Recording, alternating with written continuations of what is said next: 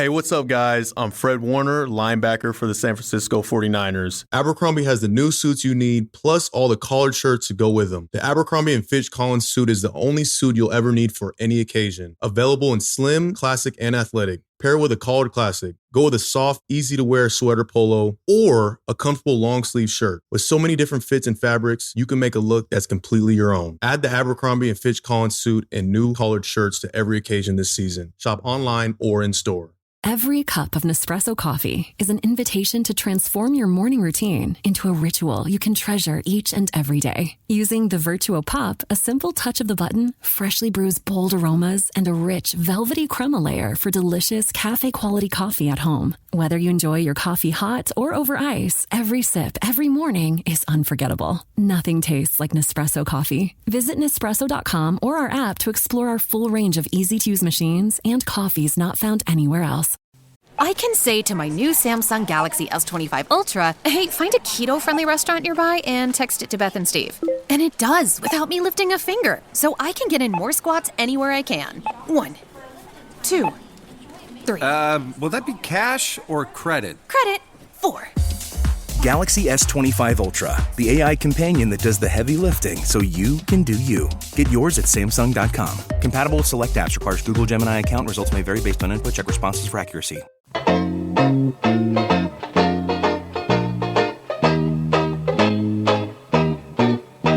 Matt, you have had a hell of a 48 hours. Do we want to start with that right out the gate? Oh, sure. I mean, I'm recording this from Detroit Airport. We just had a show in Austin, Texas, and our flight home got very, very messed up and had an unexpected night in Detroit, which was cool. And now I'm at the airport talking to you in one of those weird, like, businessman suite rooms that they have for like people who are like so if you're ever at the airport and you see one of those like places for like offices you can rent and you're like, what goes on in there? It's just like hedge fund managers and people recording Weird Al That's podcasts. The only two things. That's what's happening in Those here. are the only two things that happen in there. But I had to squeeze this in because this is like, you know, where this episode is, it's the most time sensitive episode. It's the mailbag. We have to do it in this chunk of time. So there's no messing around here, you know, like travel issues be damned. We are here to read mail and talk about some once again, some crazy pulls from Weird Al's video catalog. Like, Matt, you really are expert at finding. I can't believe some of the stuff. It's checking his wiki and his IMDb with a fine-tooth comb, looking for anything that's not a TV show appearance where he just like shows up and plays a song on like Jimmy Kimmel or whatever. I love it so much. Well, real quick, just in case the listeners hate the mailbag and they want to skip this one for whatever reason, before they get a chance to, Matt, where can people go to buy tickets to see if Wheatus is playing anywhere near them over the next like month? Oh, just go to Wheatus.com. There's like a shows section there. There's all kinds of shows. We are about to go on the road for a good chunk of time. Lots going on all over America. And we have more stuff later this year to be announced in the UK and Canada, actually. So it's a very busy year, hopefully with few flight delays. Well, and if you're listening to this on the Friday morning when it comes out, you actually have an opportunity to meet Matt and myself tonight. Tonight in Asbury Park and tomorrow in Ardmore. So if you're going to either one of those shows, make sure you say hi. Now, let's dive in. Presuming I get out of Detroit. Yeah, assuming I ever leave this airport. Well, I did the math. It's an 11-hour drive if push comes to shove, Matt, for you to get to Long Island. Boy, do I hope that push does not come to that shove. All right, let's dive into the TV stuff. I want to start with one thing that I could not find. I searched high and low. Al appeared in some obscure independent film called Nothing Sacred in 2000, where him and Penn Jillette played clothing store customers. I looked everywhere for anything related to this. Could not find a hint of it. It doesn't help that there's a very famous film from the 30s also called Nothing Sacred, which seems to be taking up all of the SEO when you try to find this movie. But I wanted to get that one out of the way. Interesting. I'll have to continue to keep an eye out for that one. And now let's talk about what I think is the craziest poll I've found in a very long time, which is Weird Al playing a waiter in a 4D attraction ride from SeaWorld called R.L. Stine Presents The Haunted Lighthouse. Starring Christopher Lloyd. Now, I barely watched this. I don't know if you followed my advice and jumped to the last 40 seconds, but from what I could see when I was trying to find where Al was in this is like shot on someone's family camera on vacation with like terrible sound, and you're filming a 3D screen, not with 3D glasses, so everything's got like a weird fuzzy blur to it. Yeah. Like, it is literally like I did only watch that part. Side note, did you see who directed this? No. Joe Dante. Oh, god damn. Like, what a crazy piece. Like, I am so sad that this only exists in this horrible, horrible format. For people who don't know, Joe Dante directed Gremlins, The Burbs, the Twilight Zone movie. He's spectacular.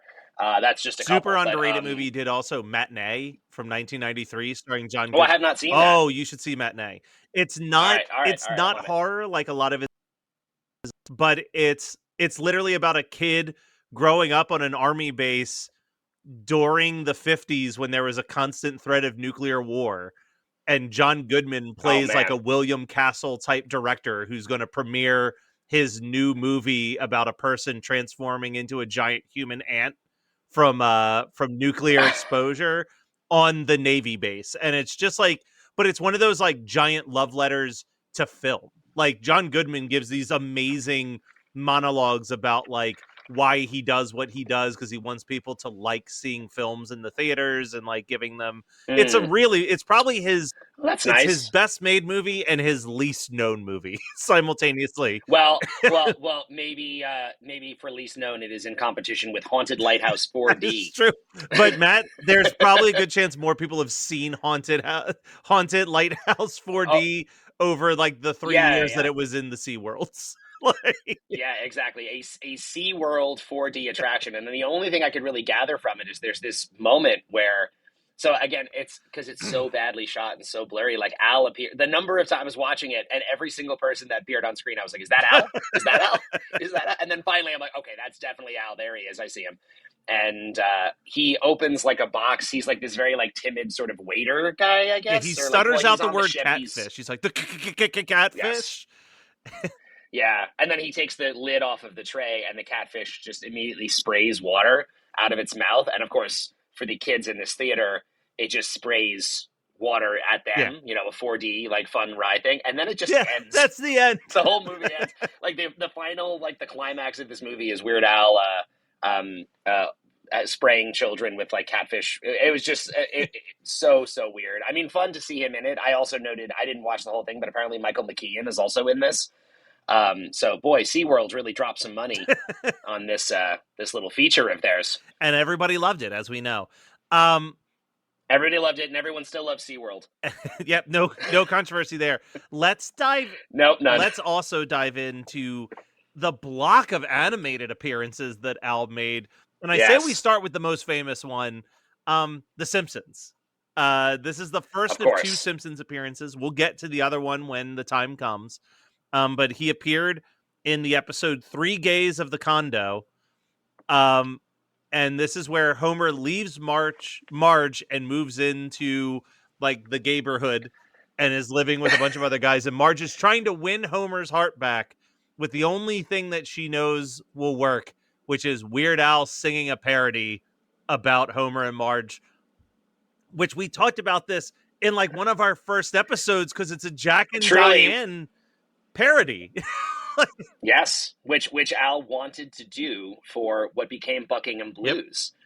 And he did not get permission because he was just some shitty kid who was asking John Mellencamp to do a parody. And it was just like, he did not get permission to do it then, but now he did. And it's a really sweet moment. And of course, Al gets to talk a little bit. He does a really great little, classic Simpson style line of like, Marge told me your story, Homer, and as soon as her check cleared, I was on the first reasonably priced flight. It's a fantastic line. He actually does. We get two versions of the song, right? Because we get the version that he sings to Yes. Homer, which is very simple. Here's a story about Homer and Marge. His stomach was as big as her hair was large. Yes. Oh yeah, life goes on. And then he squeezes a food reference in there. I'm trying to remember what the food is. It's it's like long after some type of food is gone. I can't remember what it is now. Yeah, I didn't write that down. But then during the credits is an additional verse that's all about the Simpsons paying him money to do this episode, which is incredible. Well, it's like, again, like that was a ditty about Homer and Marge, two kids I helped out for a nominal charge. Really, really funny. I also liked, Homer says to Al, he was like, "Oh, hey, did you get my letters with my song parody suggestions? Livin' La Pizza Loca or Another One Bites the Crust?" And Al goes, "Yeah, they were pretty much the same, Homer." and then Homer goes, "Yeah, the same like you and Alan Sherman." Good. That's really good. It's a wonder. I mean, seeing Al and they animate the whole band. I was going to say Steve J's profile picture on most social media is still this drawing. His Simpsons thing. I mean, like what is even now, like what's a greater honor than that to be have a fully drawn Simpsons version of yourself? Like it's amazing. Like it's so great. And we know Al's a huge fan. Obviously, he has referenced the Simpsons in his material. He loves him. So I mean, yeah, what a treat to watch, and what a fun thing for us. Like, again, something we talked about years ago, that we now finally get to see the essentially the climax of this story of him wanting to do Jack and Diane. Now we go from that to another thing that Al has done a couple times beyond this. One of those times on a future episode of The Simpsons, but when Al doesn't parody a real song, but parodies a fictional song within the world of the TV show. In this case, I'm, of course, talking about Sabrina, the Animated Adventures, which was... I had no idea this show existed. I used to watch this show. I had never heard of this show. Do you want to hear something really crazy about this show? I'm sure that you know something. Of course, Matt, you know everything about all of these. It blows my mind how many shows you've seen. Go ahead. So this show, Sabrina the Animated Adventures, which is the cartoon version of Sabrina the Teenage Witch, is produced by Melissa Joan Hart's mother. Okay. Melissa Joan Hart's little sister, Emily, provides the voice of Sabrina in this animated series. Okay. And Melissa Joan Hart provides the voice of both of the aunts in this animated series. So it is like the most like family... Let's just call it what it is, nepotism created show. Yeah. Trying to get everybody paid off this thing. You know what? I can't knock it, honestly. No. Like they had a hit, let's make the most of it. 100%. But in this particular episode, not Melissa Joan Hart, Sabrina the Teenage Witch and her friends become a famous rock band. And they have a pop song that I'm blanking on the name of the song, but it's like, do you have a favorite flavor or something? Their song is called What's Your Favorite Flavor? And then we didn't watch the whole episode. I just sent Matt the song from the episode. And then later on, as they're flipping through the TV, they discover that Weird Al has written a parody of their song called Electric Shaver, which yes. So from What's Your Favorite Flavor to I've Got an Electric Shaver. Yeah, and it was cute. It was fun. I mean, it's a great. It must have been fun for Al. I love the idea of again having to parody this thing that's just exists only in this universe. The thing I was struck by the most in this is that it's a testament to how much this is a transitional period for Al. In that, in this animated show, the animated version of Al looks like old Al. It does. Mustache, the tighter. More poofy curly hair as opposed to the long hair like we see on Running with Scissors. Like it looks like 80s Al. And it probably was based on the idea of weird. Like the kids watching will recognize this face more than the new face is my guess. For sure. But it just made me think as we go through these things, like Al looks different it switches between the two different versions of Al as he has made this We- transition away from his old We look. get three versions of Al, honestly. We get old Al in Sabrina, we get the new looking Al in The Simpsons, and then we get the most famous form of Al, which is Petroleum Joe. Oh, Petroleum Joe, of course. for the Brack Show. And I love the Brack Show. I cannot remember the context of this episode or this scene at all. I watched a bunch of Brack Show, but I also was the same. I was like, I didn't know anything that was happening in this. It's just a completely out of context scene of Petroleum Joe. They have been swallowed. Yeah, they're in something. Yeah, they're inside something, and Petroleum Joe is one of the characters that has been living inside of this creature for a while, and it's just Al being ridiculous. Yes, I mean he's really like aggressive and mean, Petroleum Joe. I like the line. He's like, we're gonna be stuck here for a while. Maybe we should invite some naked ladies. It's really made me laugh. And then the other guys are just not having it at all. And Al, or I should say, Petroleum Joe, declares that one of them is now on his spit list. And then he spits, which I liked. And then he spits. Yeah, exactly. And then the last thing I pulled up. Did you ever watch Oddville MTV? Dude, I had no idea this existed. This was a real, again, all of this travel stuff, like I was supposed to be home already. So I watched all of this. The one upside to all of my Delta delays is that Delta does offer free Wi-Fi on their plane. So I watched all of this stuff on the plane yesterday to Detroit. And when I saw that I had to watch a full 25-minute episode of this show, I was like, oh man, I was so tired. I was like, I don't know how much I have in me. And this was a joy to watch. So, oh my God. I did not know this show. I have not, I have very, very little awareness of what it is, but boy, is it my style. So a little bit about this show real quick, because it is one of the more fascinating moments of MTV. And it's purely, I mean, only could MTV produce something like this. But it started, so this premiered on MTV in 1997. But from 1987 until 1966, it was a New York City public access show called Beyond Vaudeville. And it was the same team of people.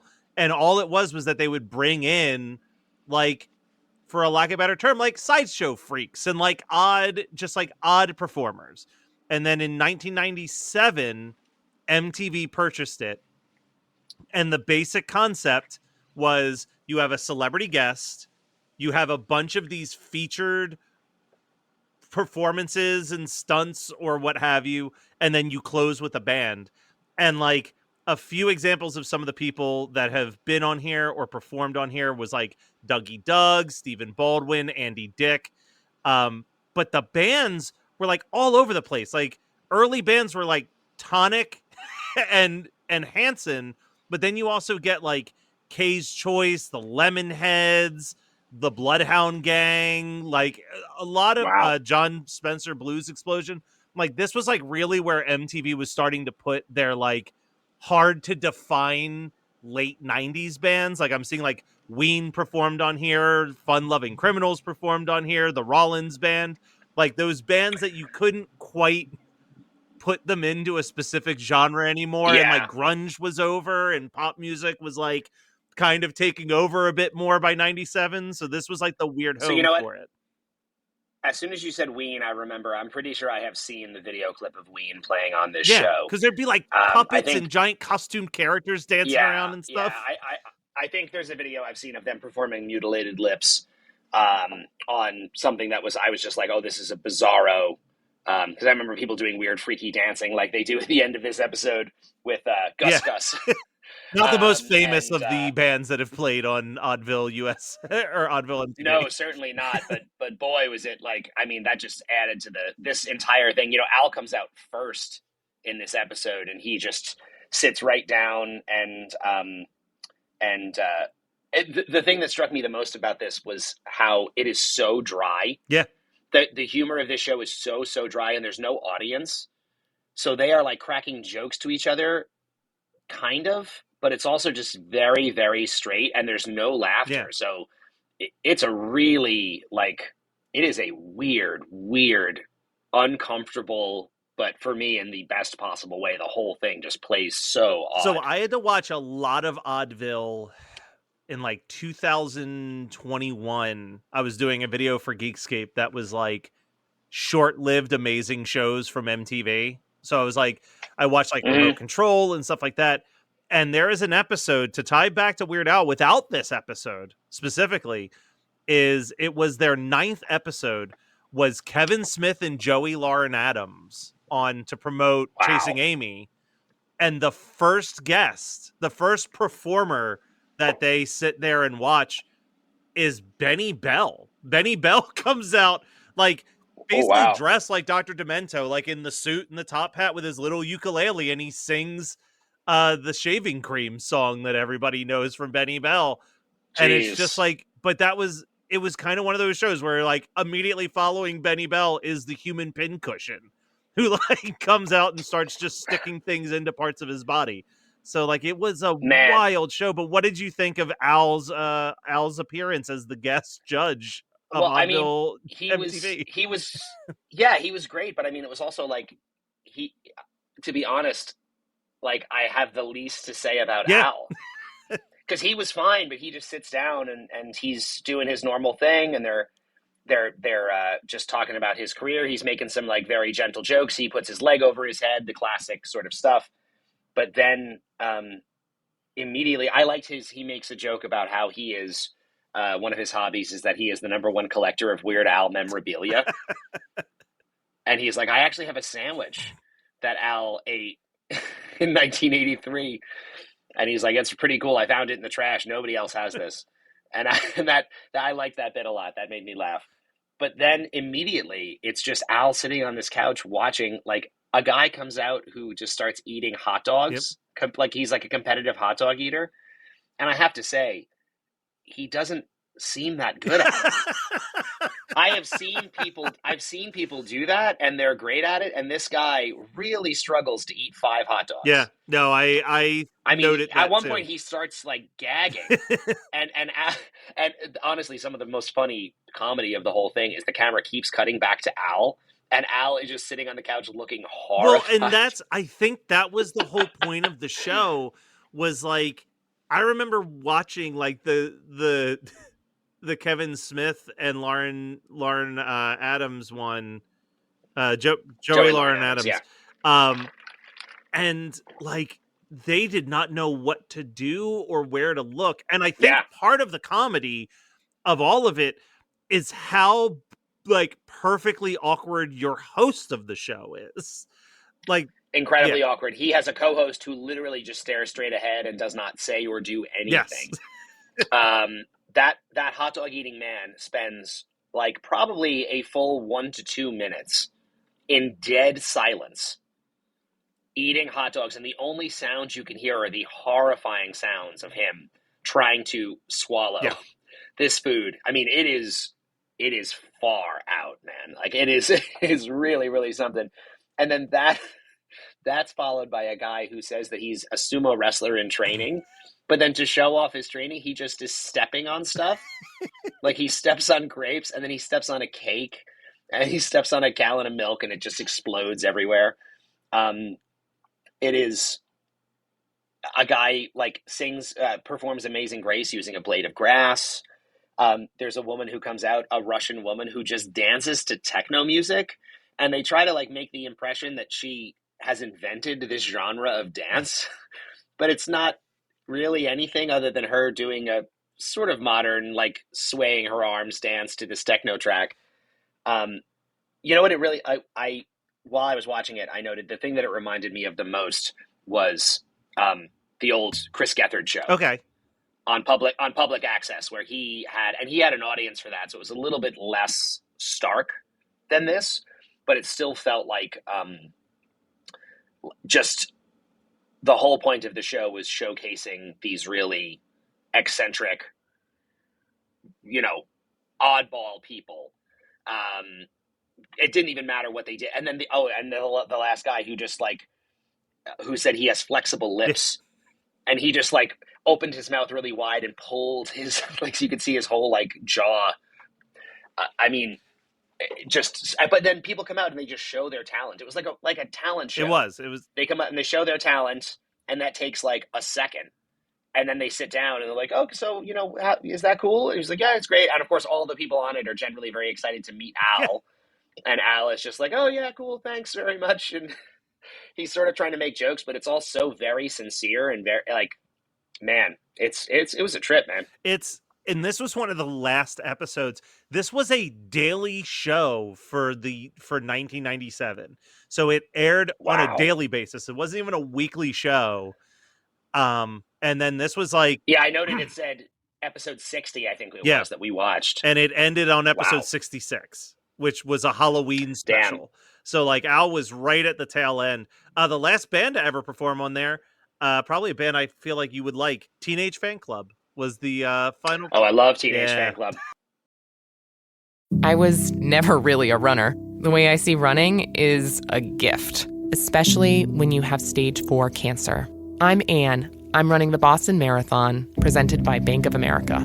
I run for Dana-Farber Cancer Institute to give people like me a chance to thrive in life, even with cancer. Join Bank of America in helping Anne's cause. Give if you can at BofA.com/supportAnne. What would you like the power to do? References to charitable organizations is not an endorsement by Bank of America Corporation. Copyright 2025. This episode is brought to you by Indeed. When your computer breaks, you don't wait for it to magically start working again. You fix the problem. So why wait to hire the people your company desperately needs? Use Indeed's sponsored jobs to hire top talent fast. And even better, you only pay for results. There's no need to wait. Speed up your hiring with a $75 sponsored job credit at Indeed.com/podcast. Terms and conditions apply. This episode is brought to you by Atlassian. Atlassian makes the team collaboration software that powers enterprise businesses around the world, including over 80% of the Fortune 500. With Atlassian's AI-powered software like Jira, Confluence, and Loom, you'll have more time to do the work that matters. In fact, Atlassian customers experience a 25% reduction in project duration per year. Unleash the potential of your team at Atlassian.com. Atlassian. Introducing the Internet Supreme Court, a live stream show that casts judgment on anything the internet touches, from memes to billionaires. We served Elon Musk with a court summons. He still hasn't responded. Because he's a coward. Join us every Thursday at 7 p.m. Eastern Standard Time. We're on Twitch and YouTube Live. Find out more at InternetSupremeCourt.com. That's InternetSupremeCourt.com. We're also on Instagram and Blue Sky. Hear that, Elon? Blue Sky. Let's talk about some music videos. Al directed one music video in this time frame that we're looking at between Running with Scissors and To Poodle Hat. And we're going to discuss this very artist when we get to Poodle Hat. But he directed the Rock in the Suburbs music video for Ben Folds' solo career. He sure did, which I have seen before, but I had not revisited it in quite some time. And it's so fun. I noted he... there was a couple of shots and a couple ideas in this that we have seen him use before, but I think they were actually better here. Most notably was the one of like Ben, like the camera underneath him, like he's standing on a plate of glass, and Ben's where is bare feet, and the camera's like looking up at him, and he's singing down through the floor basically. And I'm pretty sure he used that shot in the Black Crowes video that he directed. Yeah.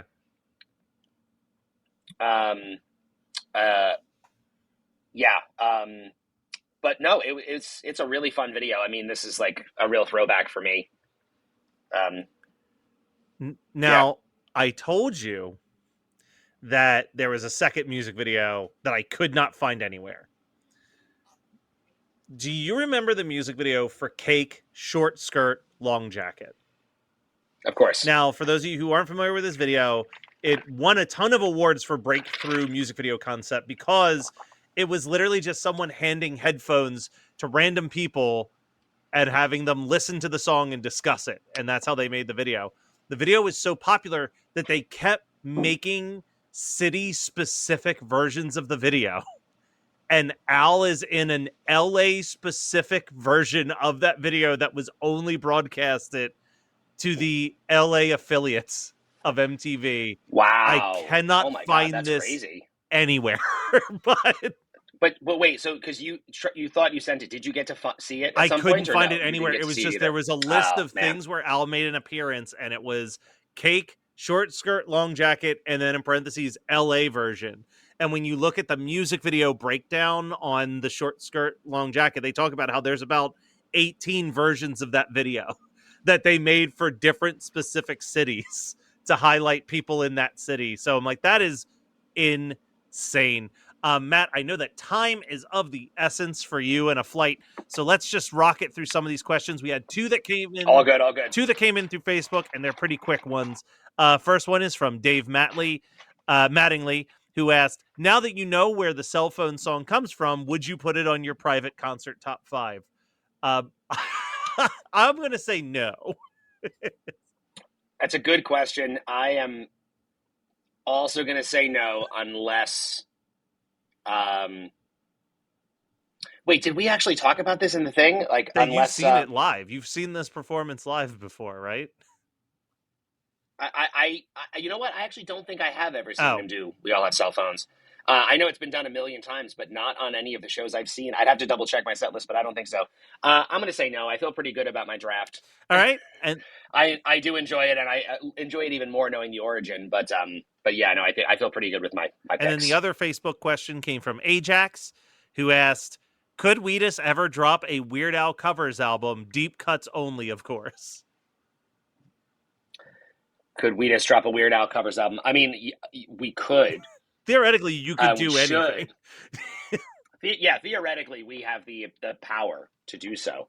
I mean, I would love to. I got to get like 5 other people on board, and maybe I'll try that. That would be really fun. You know, Brendan is definitely a fan. Brendan, I think he said it when he was on forever ago.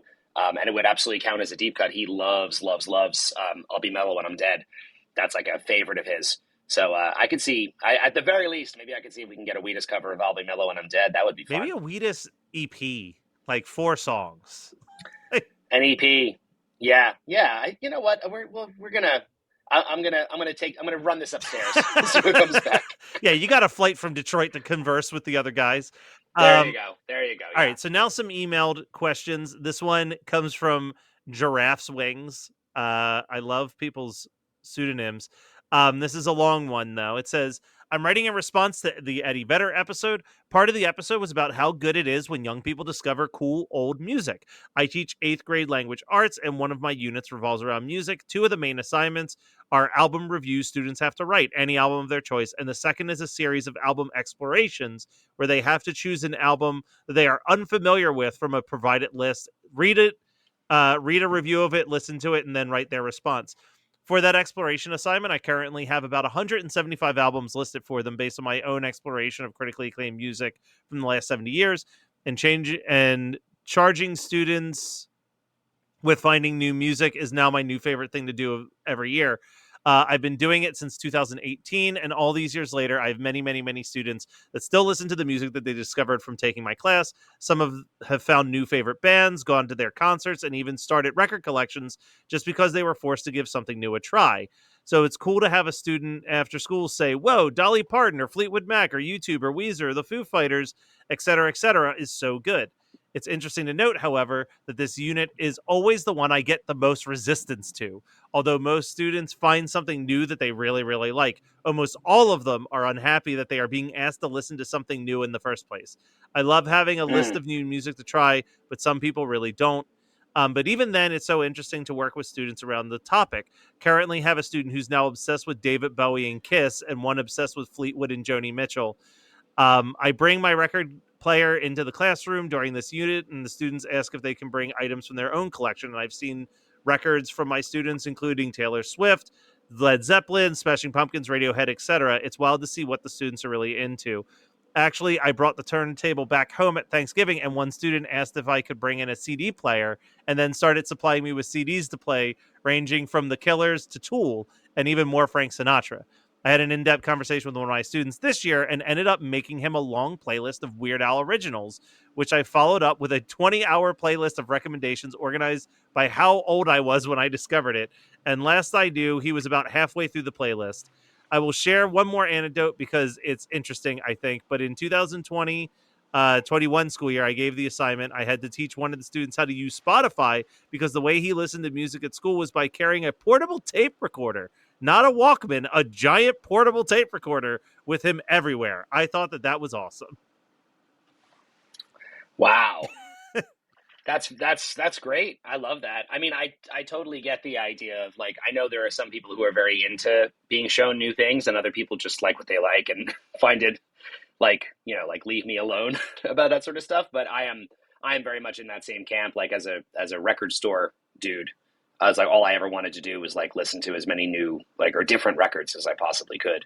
So I think that's I love that as a thing to try to spread around the world, Yeah, I loved that. That's the biggest reason why I read that particular one. There wasn't a question there, but I just love that whole story. No. I think that's a great, I am very much in favor of, I love finding something that you love and then sharing it with someone and having them love it too. Like, that's just a great feeling. It's a wonderful thing.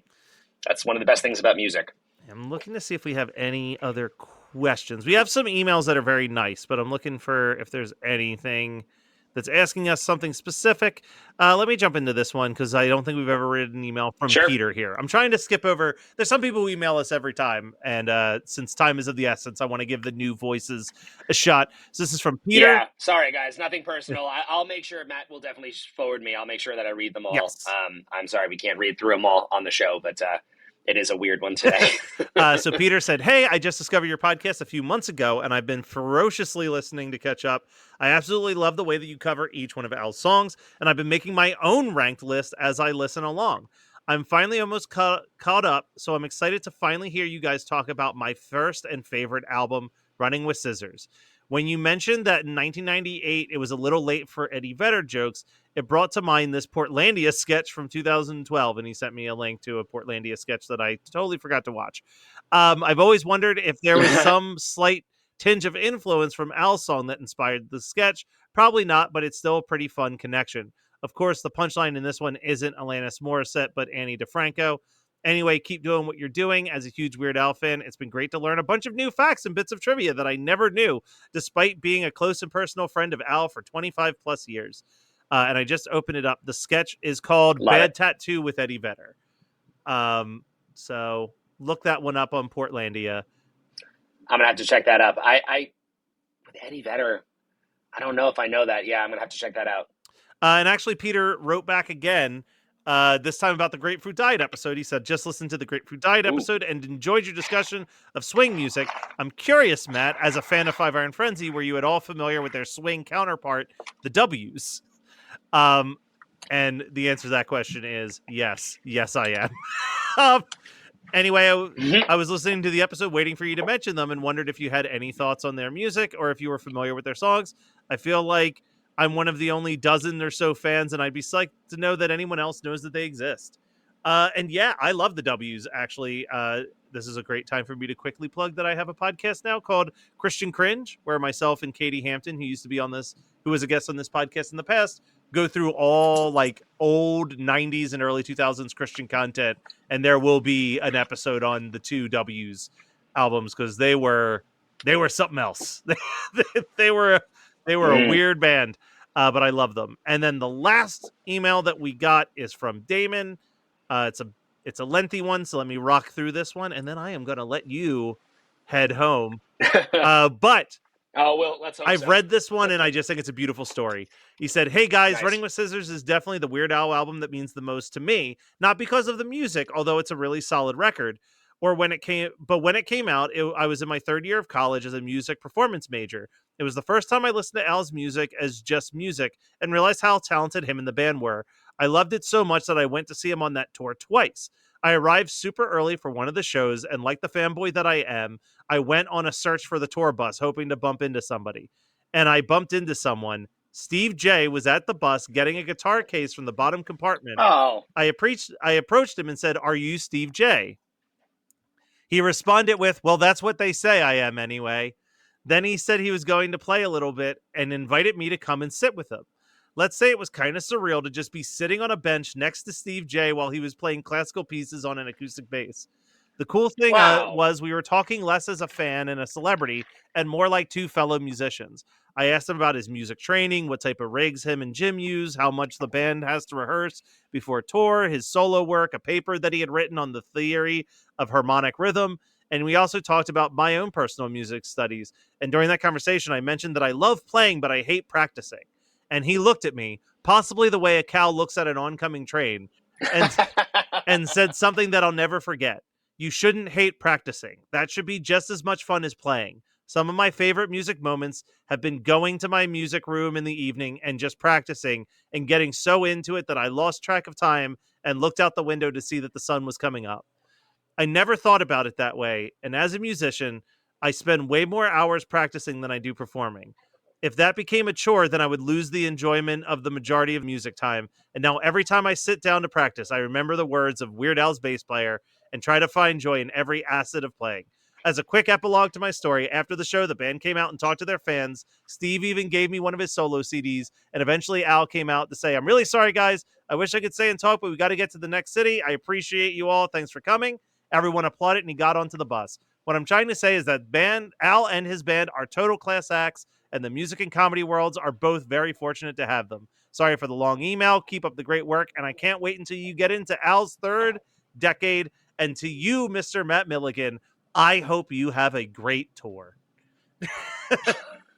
That's so nice. I love that. You know, that I have yet to meet Steve J. I hope I get the chance one of these days, but I've heard nothing but great things about him and all of Al's band. Actually, I just think that they're lovely people. I love that story about practicing. That is really, really good advice from Steve.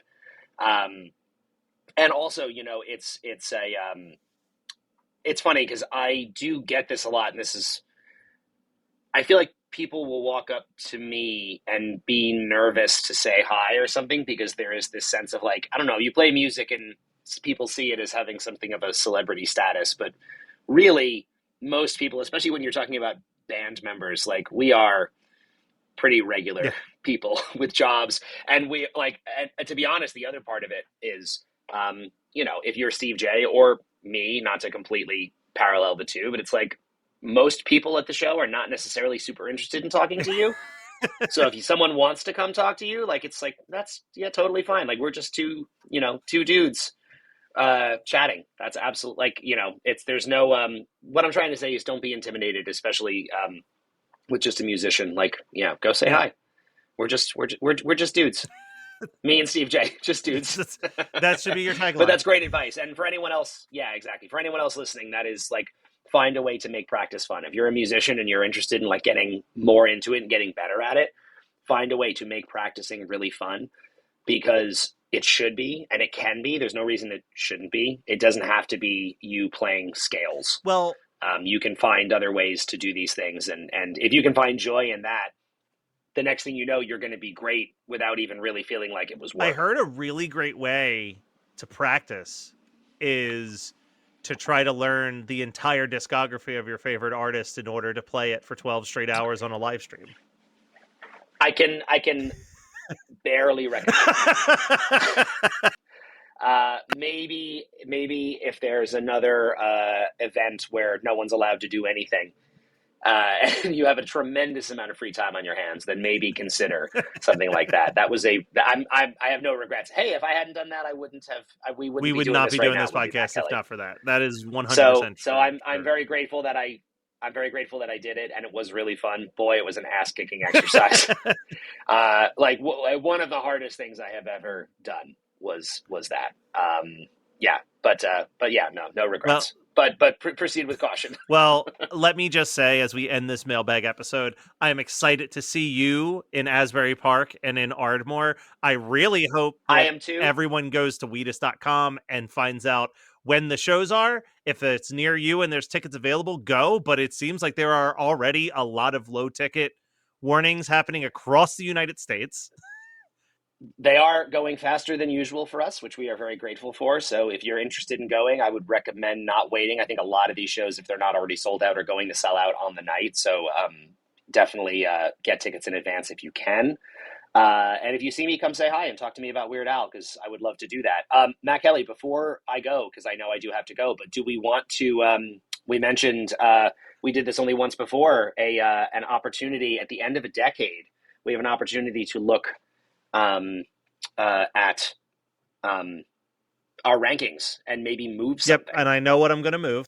That we have, you know what you're going to move. Good, I do too. All right, it's not much, but this has caused enough problems for me that I think it's time.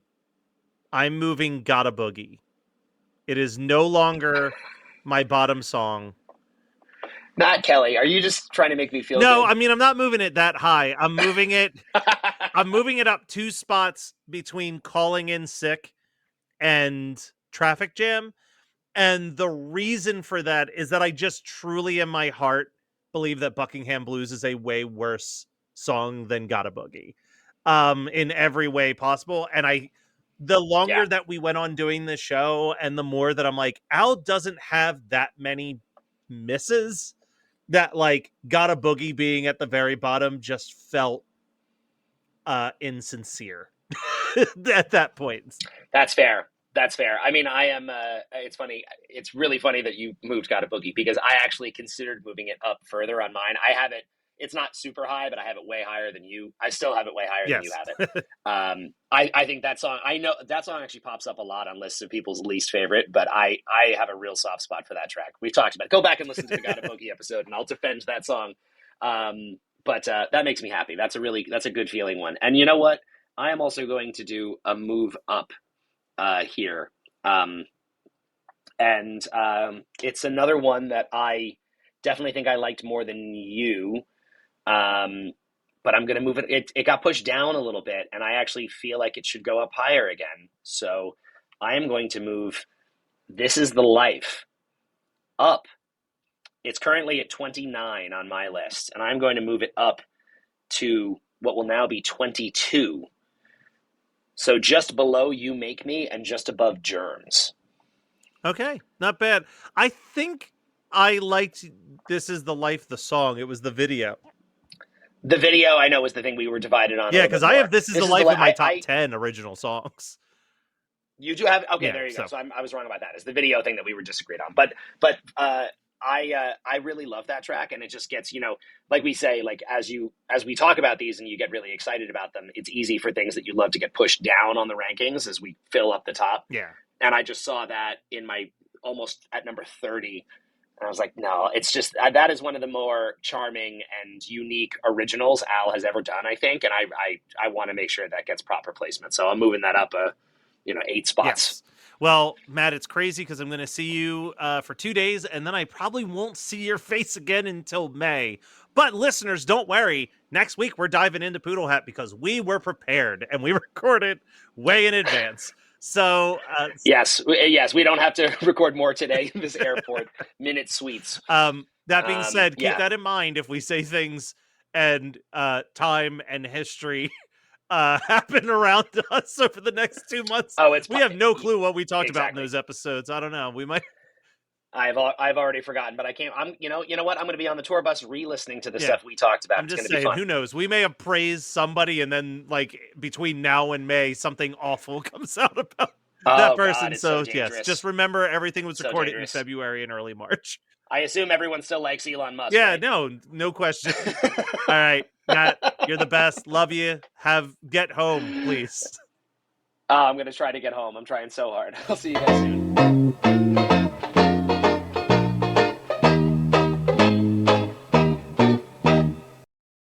This is a message from sponsor Intuit TurboTax.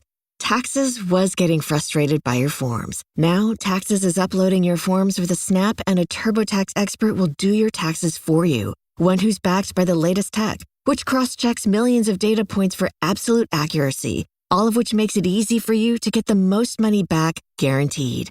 Get an expert now at TurboTax.com. Only available with TurboTax Live Full Service. See guaranteed details at TurboTax.com/guarantees. You're listening to the Geekscape Network.